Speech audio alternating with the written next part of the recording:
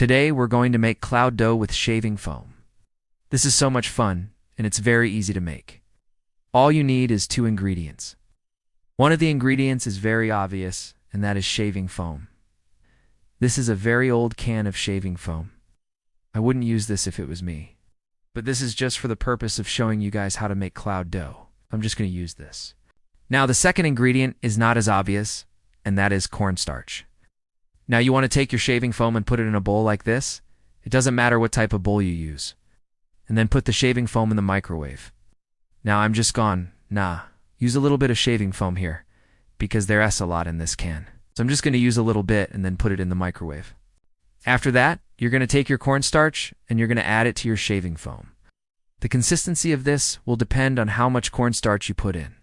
If you want it to be more stiff, you're going to put more cornstarch. If you want it to be more fluffy, you're not going to put as much cornstarch. I made this cloud dough a few days ago, and it's still good. It hasn't gone bad at all. It's still very fluffy. Could probably even use this for sensory bins, especially if you have kids. They love this stuff. Now the reason why I'm making cloud dough today is because I have an air dry clay project that I need to do, and I need this to dry overnight. So I'm gonna make some cloud dough so I can use it for my air dry clay project. The other thing you could do with this is make clouds for a diorama, or you could make like a cloud mobile. There's lots of things you can do with this cloud dough. I've made a few videos using cloud dough in the past. If you're looking for a fun, easy, cheap, inexpensive, non-toxic, non-flammable, washable, air-dry clay alternative, then this is it. It's really, really nice. It dries very quickly.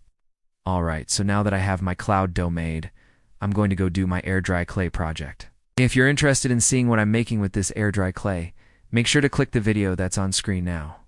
And I will see you next time. Bye.